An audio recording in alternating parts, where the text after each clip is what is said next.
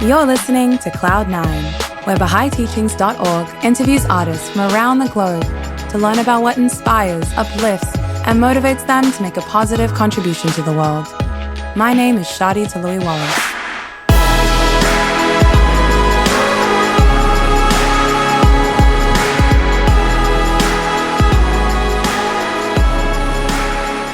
Welcome to another episode of Cloud9.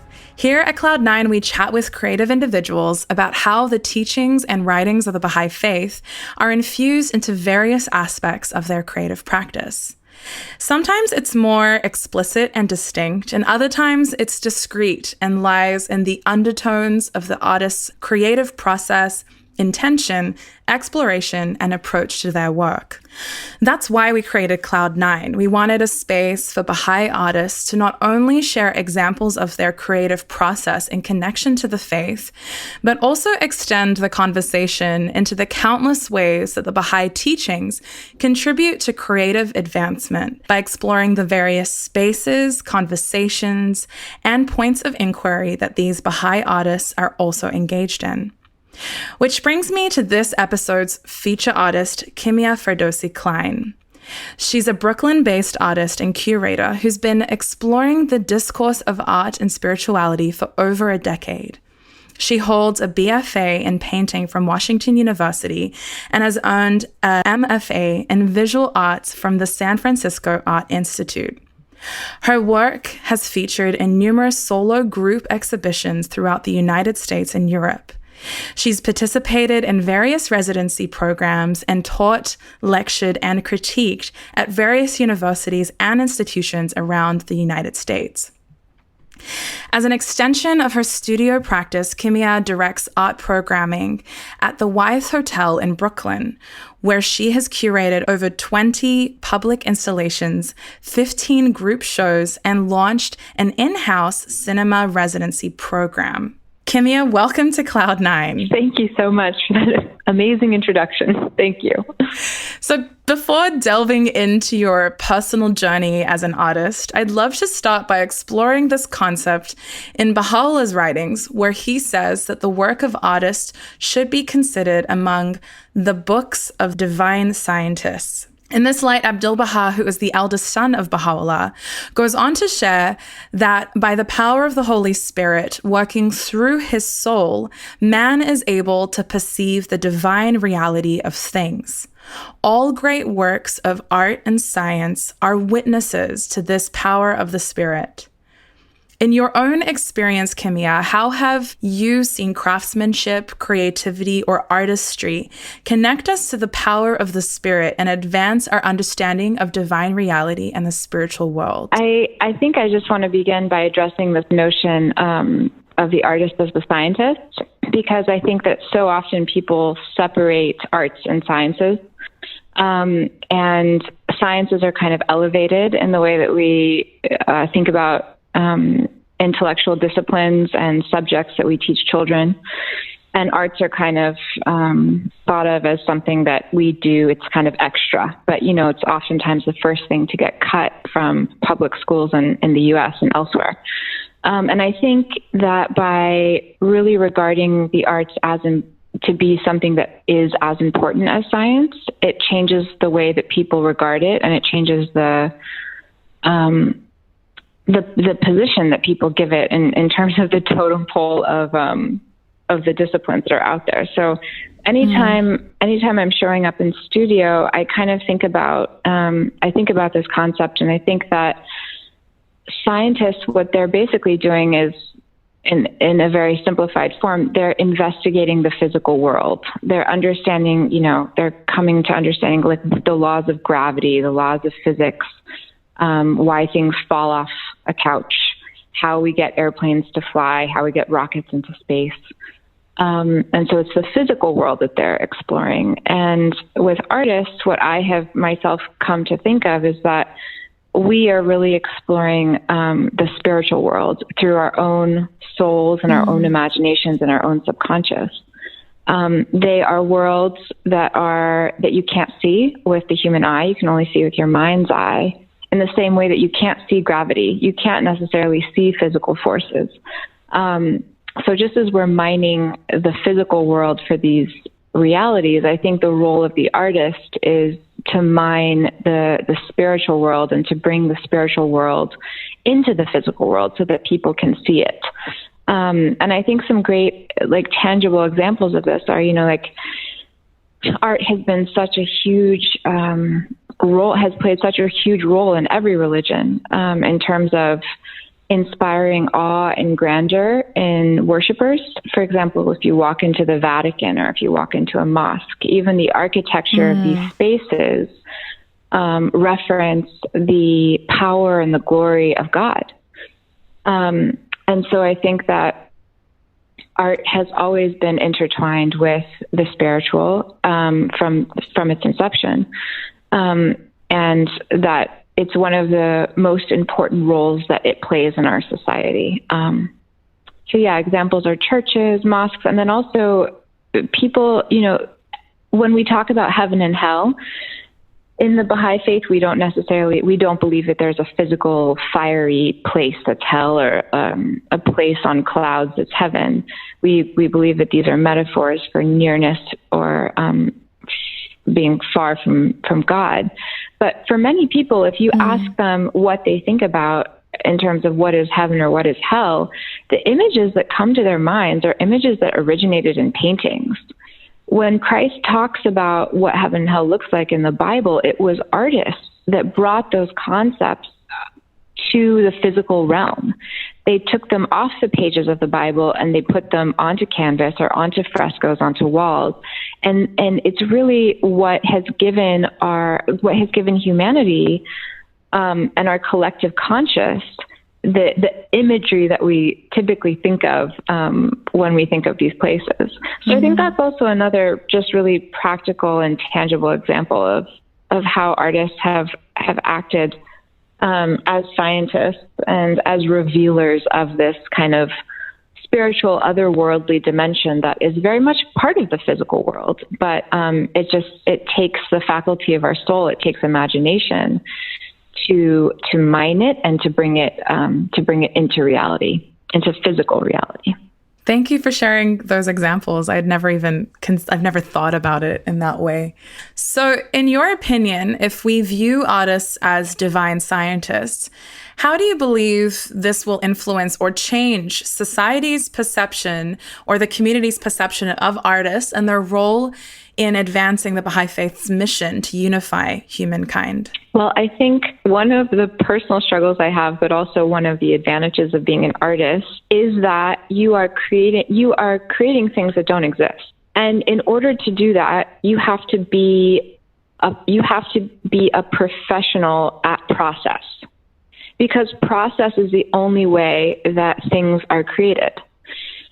So there's a lot of people that don't really understand what process is, and we live in a world of instant gratification, right? We have microwaves where you can make instant potatoes. We have text messaging. We have social media, Amazon on our phones, Amazon Prime, 24-hour delivery. Everything we do now is kind of short-circuiting our regard for patience.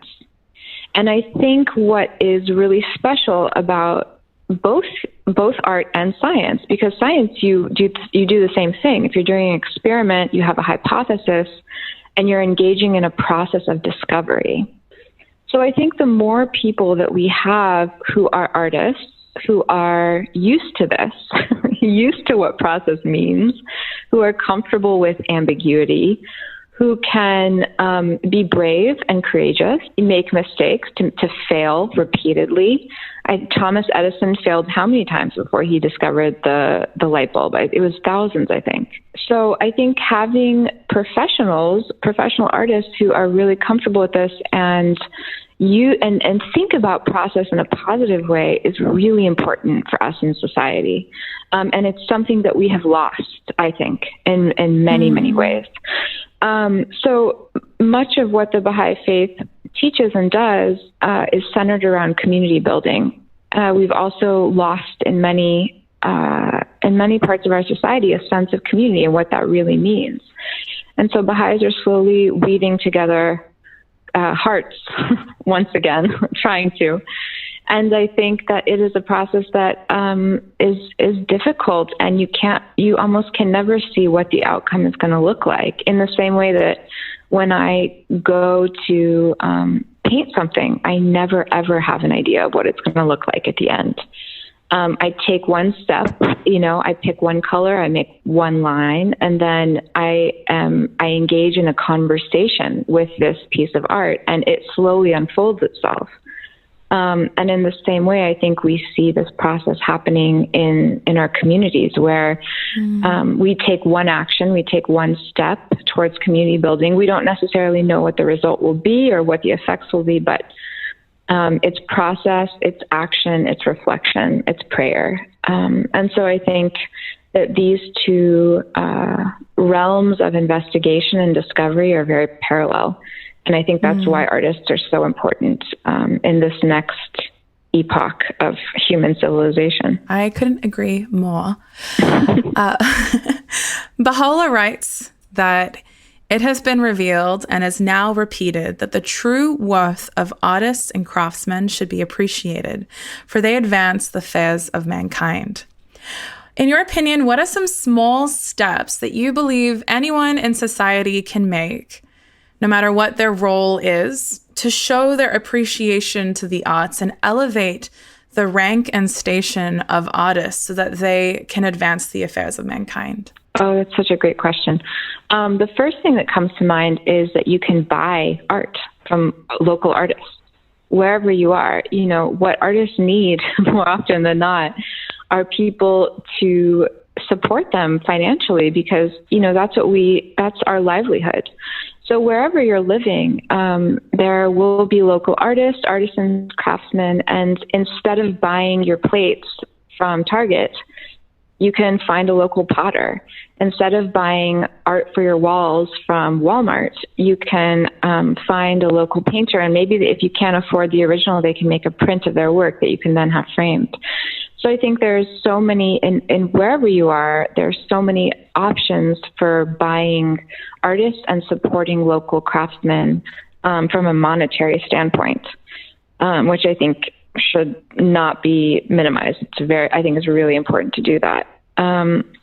Something else that people can do is to attend museums, go to shows, to if there's plays or musicals, maybe community theater, maybe you live in a city where there's professional ones, or you can go to museums. Again, art only works, well, not only, but art primarily works when all of humanity engages with it. So maybe there's a few people who are being shown in a museum. Maybe it's not everyone who's showing in a museum, but everyone can appreciate what's there and can gain insights and knowledge by exposing themselves to this art. And then the third thing I think would be is if you are near or around children or school kids, to really encourage the artistic interest of these children or youth. I've had so many parents come to me and say, "Oh, my son or my daughter loves to draw, but I've done everything to discourage it because I really don't want them to be an artist." And it just breaks my heart every time I hear that, because the next generation of artists are being discouraged from pursuing their callings because of the prejudices and the fears that their parents or their aunts and uncles have towards a profession in the arts. So I think if you are near or around or rearing children that are interested in the arts, to really foster that and to lean into it and not be afraid of it. I think those are all really practical things that people can do. Yeah. I want to add one more that's been super helpful for me is people hosting me when I travel and creating a space for me to share. They don't have money or a lot of time on their hands, but they have a space that can host people. And so just even offering a space to share my music or to share these ideas that are attached to my music has also been incredibly helpful. That's such a good point. And another thing you can do is to offer space to artists for residencies. There are a number of people in New York who have second homes, whether it be upstate New York or in the Hamptons. And what they've done is they've converted one room, or they've converted like a small side home to be a space where artists can escape the city and be in nature and just write or create or paint for a week free of cost. So depending on, who you are, what space is available to you, it might be that you own a restaurant and maybe you have a wall where you can showcase local painters. Or, in my case, I started working at a hotel, and it was the owners of the hotel that said, we should fill every single room of this hotel with original art. So whatever space you find yourself in, you can think creatively in terms of using it to support and showcase artists.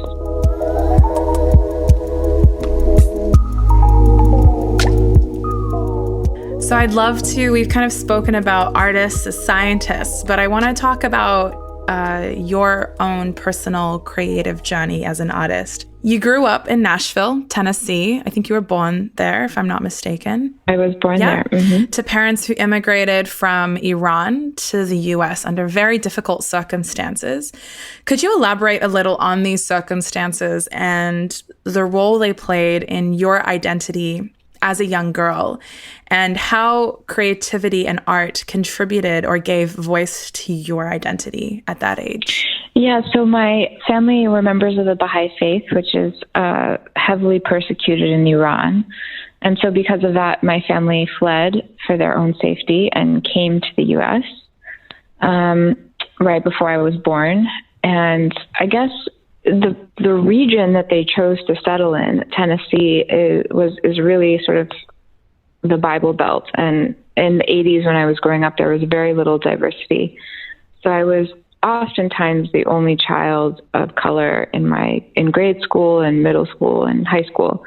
And it's such a predominantly Christian society that if you're not a member of the right church, then certain families won't let you play with their children. So I had a lot of friends who broke up with me because I wasn't in their Bible study. We would have neighbors who would come knock on our doors sobbing because we weren't Christian and they didn't want us going to hell. So it was a really sort of extreme society to grow up in as an immigrant. I think if my family had moved to a more metropolitan area, I wouldn't have felt so much like a outsider or a black sheep. But I was really my entire life made to feel like an outsider in what is my home, because I was born there. And so I think that dissonance between being, speaking fluent English and being born in America, but people always questioning, like, why are you here? Why do you look different?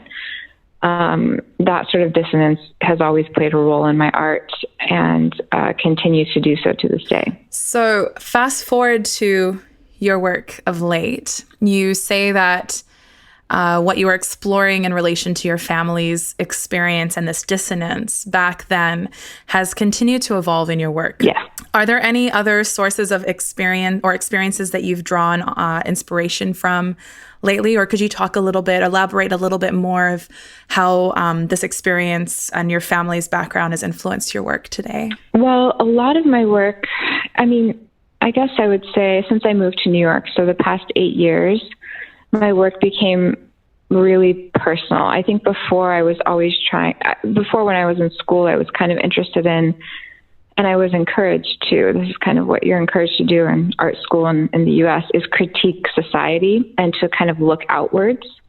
But for some reason, after I moved to New York, I just became really interested in looking inwards. And so I started a whole series where I was exploring the landscape of Iran, because it's a landscape that I've never been able to see because of the circumstances that my family fled Iran under. I've never been able to go back.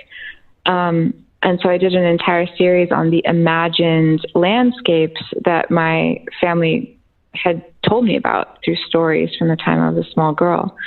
So that was like really the series that started this whole introspection into my ancestry and my heritage. And then I guess more recently, I've been working on reclaimed wood that I find in Brooklyn. So basically wood that has been discarded, I collect and I sort of I make it beautiful and bring it back to life is the way I think about it. So it's like engaging in a process of alchemy with a piece of detritus. And there is a whole tradition of outsider artists from the South, primarily African-American artists, because they didn't have access to fancy canvases or fancy paint. They would just use whatever they had. And so I'm really sort of engaging in this tradition of like collecting whatever is there to make art with. And there's one specific painter, Joe Minter, who's from the South, and he said that the reason that he makes art on trash basically is because it reflects the way that he felt that he'd been treated his whole life as an African American in the South. And so he's taking a piece of trash and making it beautiful again. And I remember reading that, seeing an exhibit of his work at SF MoMA, and thinking how particularly of late immigrants have been made to feel in the U.S., and feeling very much like this was a conversation that I could really engage in. And so the most recent work I've been doing has been on all of this reclaimed wood that I find, which is really in conversation with these outsider artists from the South and this tradition of turning trash into treasure. One of my favorite things about finding these these pieces of wood is that they come in all shapes and sizes, and they're not perfect squares. You know, like you can go to an art store and buy a canvas and it'll be a perfect square, a perfect rectangle. But all of the surfaces I'm finding they have holes cut out of them, or they're shaped funny. And I think that conceptually this really works for me because I've never been to Iran. There's a level of cultural amputation that I feel. There's huge spaces in my understanding of what this place is. There's huge gaps in my knowledge of, Iranian history, for example.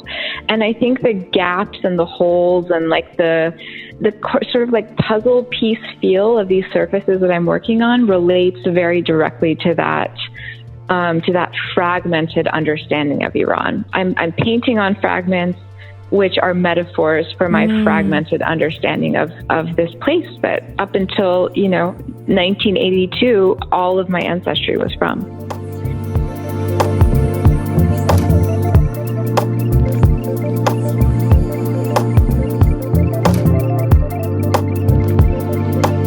So I want to kind of tack this on because it's very relevant to what we were just talking about in regards to the mediums that you use.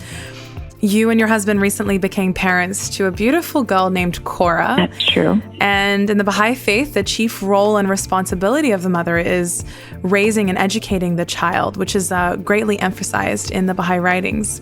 So how has motherhood influenced or shifted your creative practice materially, conceptually, and spiritually? Well, I've just found it to be the most extraordinary experience of my life. I mean, to put it plainly. And there's not enough superlatives to sort of describe all of the emotions and all of the feelings and all of the insanity that goes into bringing a person into the world. But I will say that the process of being pregnant, going through pregnancy and birth, really it changed my practice just from a very practical standpoint because I couldn't use oil paint because of its toxicity. So because of that, I had to search out and find other materials. And that's when I discovered papyrus, which is the ancient Egyptian paper. It's like the first form of paper. So I started painting on papyrus, which relates back to my Middle Eastern heritage. And I started sewing the papyrus and folding it into the forms of houses to sort of talk about the domestic role of women and how that can be a joy, but how it can also feel like you're giving up pieces or parts of yourself. You're being bound into a role that maybe you didn't sign up for. So that struggle, that in between. And so materially, my practice evolved, and now I, as much as I oil paint, I also work on this paper, which I discovered during my pregnancy. And then it was also during the time that I was pregnant that I became really interested in making images that only existed in my subconscious. So before that, I typically always painted from photographs, found photographs or photographs that I would take, or from models from life. And then something happened to me when I was pregnant. Maybe it's because I was creating a body within my body, that I just was interested in what was in my mind's eye. I was just interested in the space and the colors and what I could bring out from my subconscious. So if you look at my work, you know, from the year before my child was born and the year after, it kind of looks completely different because of this shift. The spatial relations are different. The perspective is different. And it's because I switched from looking at the world and trying to re-represent it in my images to just pulling out from what was inside of me and putting that on a piece of paper. Oh, I mean, I think also the act of creating a human inside of your body and giving birth is insane. I mean, it's just a completely insane thing that women are called to do and have been doing since the dawn of time. But I think that, not to sound cliche, but just having gone through that, it made me feel so incredibly powerful in a way that I never, ever could have expected. And showing up to give birth takes so much courage that it's an act that really sort of any other fear that I had ever had or felt kind of just melted away in the light of the event of giving birth. And so I think that there was things that I have always, you know, been kind of afraid of. And once my daughter was born, there's really not much left that I feel afraid of. And so I think it was also a very liberating experience, because I kind of felt like, man, if I can do that, I can do anything. And that has definitely translated into my work. It's made me freer. It's made me take risks that I wouldn't have ever taken before. It's made me less apologetic for the subjects that I want to paint and the way that I want to paint them. So it really transformed me. And that, of course, feeds into my practice and into my artwork. Wow, that was really inspiring, Kimia. I see Parenthood, I freak out, and I'm like, what am I going to do with my art? But what you just shared it really rang. I needed to hear that. Yeah, right now. I think that was why. I mean, I put it off for a long time, because so much of what you hear, so much of what I heard in my experience in both undergrad and grad school was, oh, you can't be a painter and a woman. Like, you're not allowed to do that. And you definitely can't be a painter and a mother. Like, forget about it. Like, you have to make a choice. You have to make a choice. And I kind of, deep down, I felt like that was wrong, but it just kept being reinforced and reinforced and reinforced. I kind of started believing it. And then, you know, you hear all these new parents complain about their kids and complain about parenthood, and they feel like they're doing you a service by telling you what it's really like. And so I had the lowest expectations imaginable. And I think that maybe helped me, because it has been the most joyful, magical, wonderful experience of my entire life. I can't tell you how much I love being a mom. And even the hard days aren't hard, because you're so in love, that it fills you up in a whole new way. It feels like you're seeing the world for the first time. It is the greatest blessing that I will ever be given by God. And I mean, I feel like an old Jewish grandma now. I'm telling everyone to have kids because what are you waiting for? Yeah, what are you waiting for? All my friends want to kill me now. I'm like, no, it's the best. Now I want 4. It's definitely not going to happen. You should have 4. I have that on record. No. Edit that you out. Also, like, this idea of it speaks to the nature of an artist, that you're faced with these kind of restrictions that you could either perceive as quite limiting, but you also saw them as an opportunity to discover new things. And I think that was really inspiring as well. And I want to come back to this idea of tapping into your subconscious, because it relates very much to my next question about meditation and prayer, which it seems that you really plugged into, not just when you were pregnant or when you had your baby, but even the moments leading up to this as an artist. Abdu'l-Baha, the son of Baha'u'llah, has said that meditation is the key for opening the doors of mysteries, discerns the reality of things, puts man in touch with God. Do Abdu'l-Baha's words ring true to you? And could you describe the influence that prayer and meditation has had on your studio work? Yeah, absolutely. I mean, yes, his words definitely ring true to me. And it's really the only way that I can paint. I mean, every time I walk into my studio, I start my session with a prayer. I sit down and I have a little couch in my studio, and I sit on the couch, I say my prayer, and then I spend time looking at the work. I don't make any moves. I don't, mix any paint. I just sit down and I look at what I've done the day before. And I don't start painting until after I've meditated visually on what I see before me. And I can sort of hear the paintings. They start talking to me. Like, the other day, one of them was like, you know what? My upper right-hand corner shouldn't be yellow. It should be blue. And so the second I sort of hear what the next step is, that's when I'll start painting. But I don't just show up and go. I show up, I pray, I meditate. It's an integral part of my process. And I think of my paintings as physical meditations. Like the only way that they ever get finished is with those two things baked into them. And so in some ways I think of them as I don't want to say holy objects, but I definitely think that they perhaps can be portals for people to be put back in touch with their hearts, or to open their hearts. And I guess that's my highest hope for my work, is that it could potentially do that for somebody looking at it.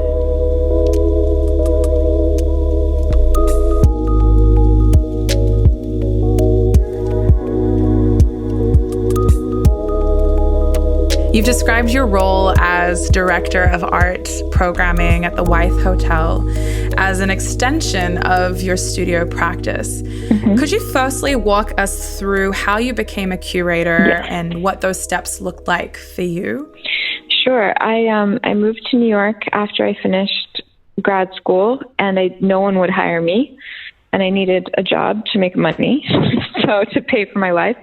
And I didn't know anyone in New York because I had gone to school in San Francisco. So I applied to, 40 jobs, and no one got back to me except for this one hotel that had just opened in Brooklyn.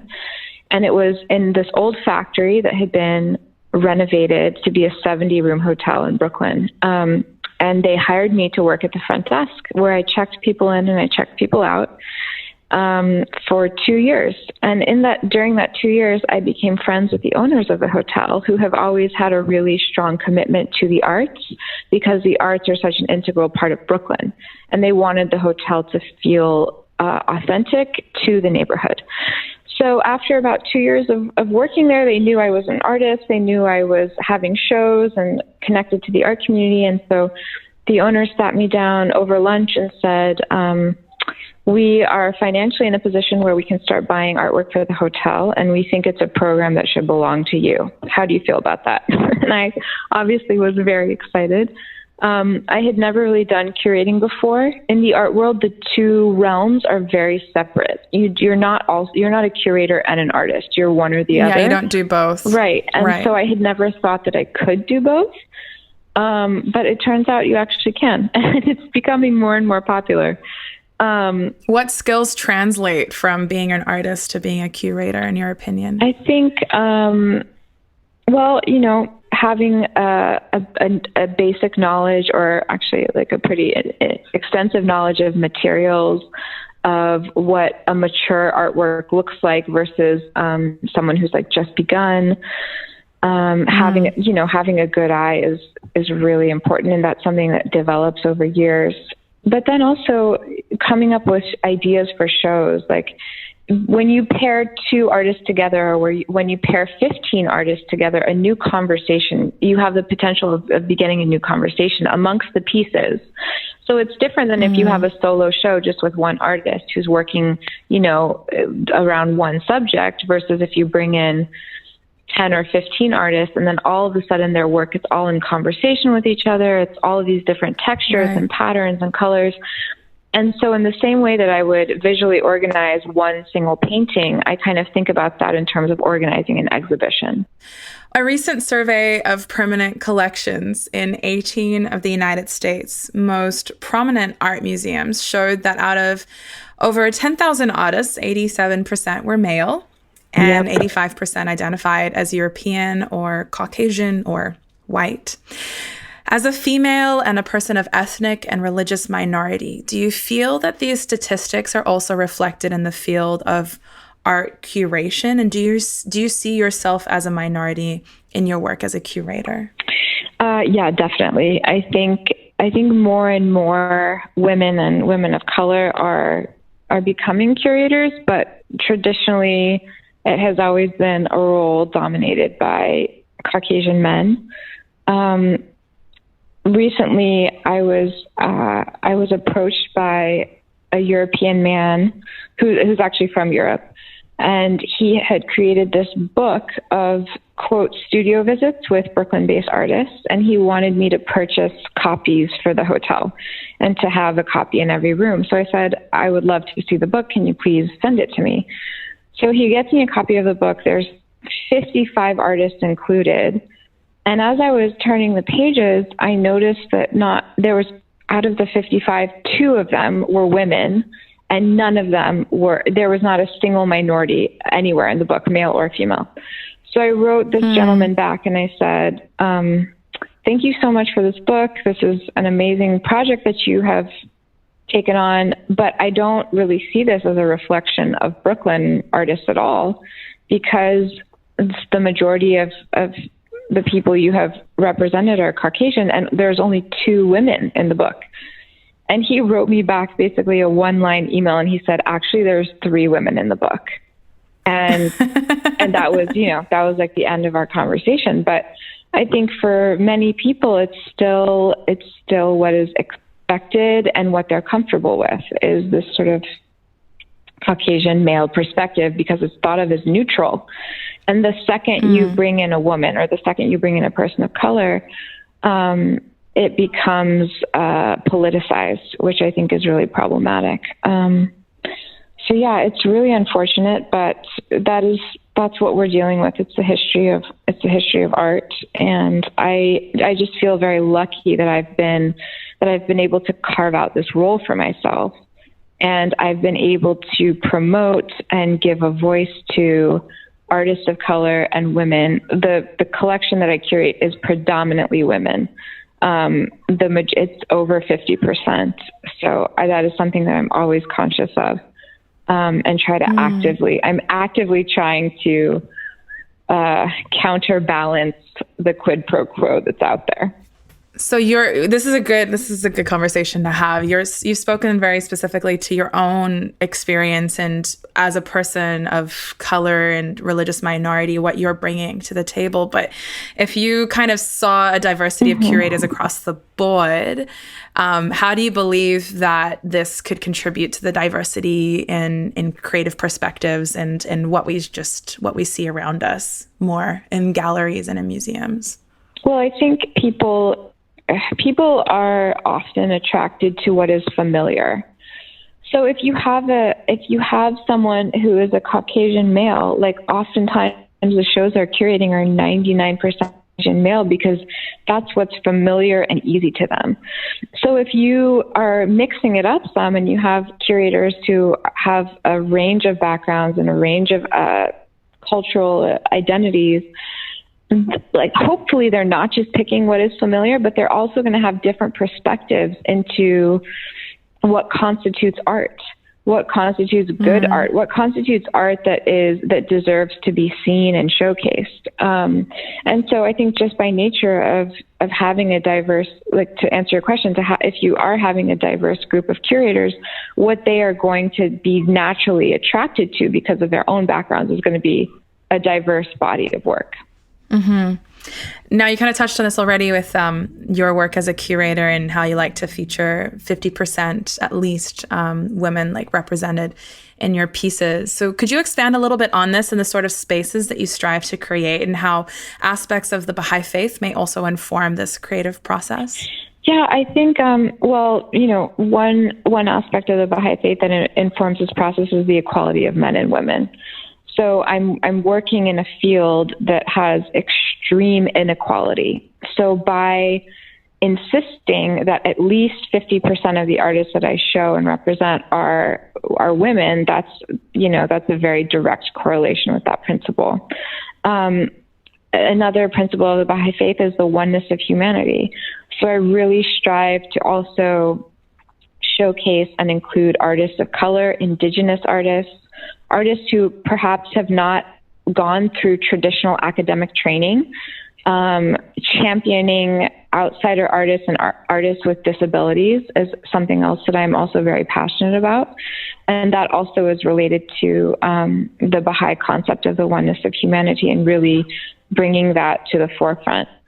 I think also this idea of creating community and collective spaces is something I think about. One of the programs I have initiated at the hotel is a monthly figure drawing night where we have models available and refreshments available, and it's open to the entire community. You don't have to pay. It's free admission. You just come and you draw.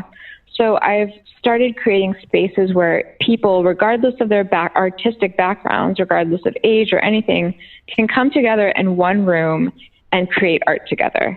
And I think that this is a really important event because it's so beautiful to see people from all different backgrounds coming together with one common purpose, and that purpose being to create beauty.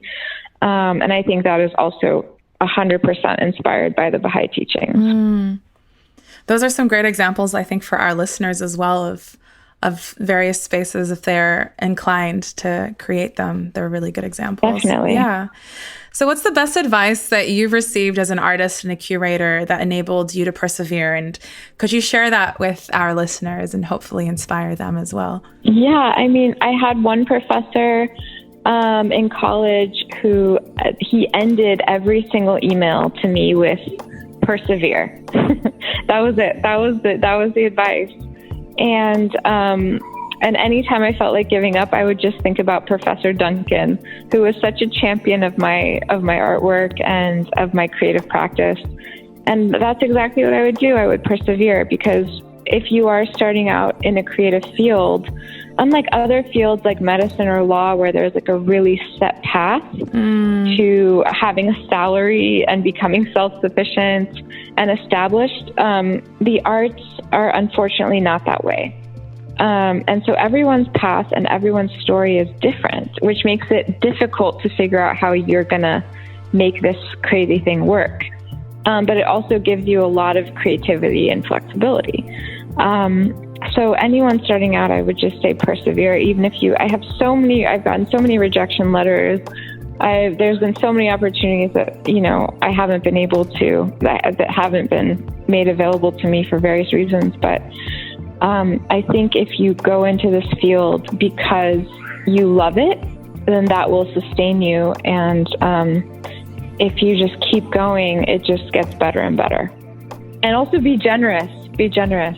I think that's a huge part of the confirmations I've sort of received in New York is because I've been generous. I have made space and given money to other artists through my curating at the Wife Hotel. I've bought their work from them. I've hosted shows for them. I've created the cinema residency. So the more that you're able to use whatever resources you have to give to other artists, tenfold will come back to you, which is, it's just amazing. Beautiful. So what's next in store for you? I hear a child in the background.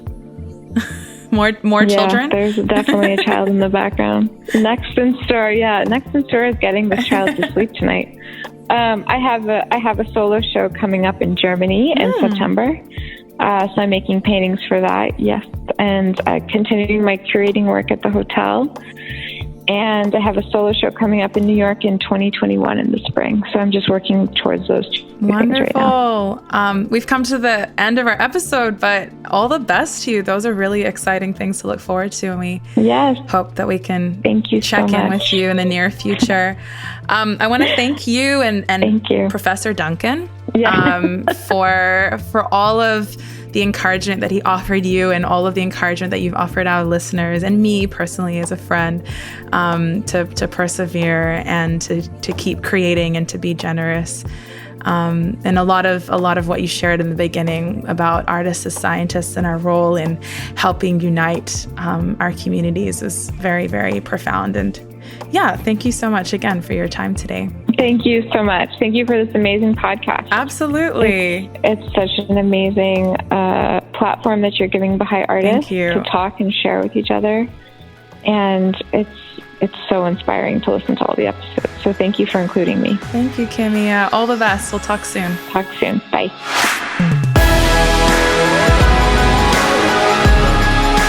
Thanks so much for listening to Cloud9. I hope you enjoyed this episode. Feel free to check out BahaiTeachings.org, where you can find more Baha'i-inspired podcasts, videos, and articles.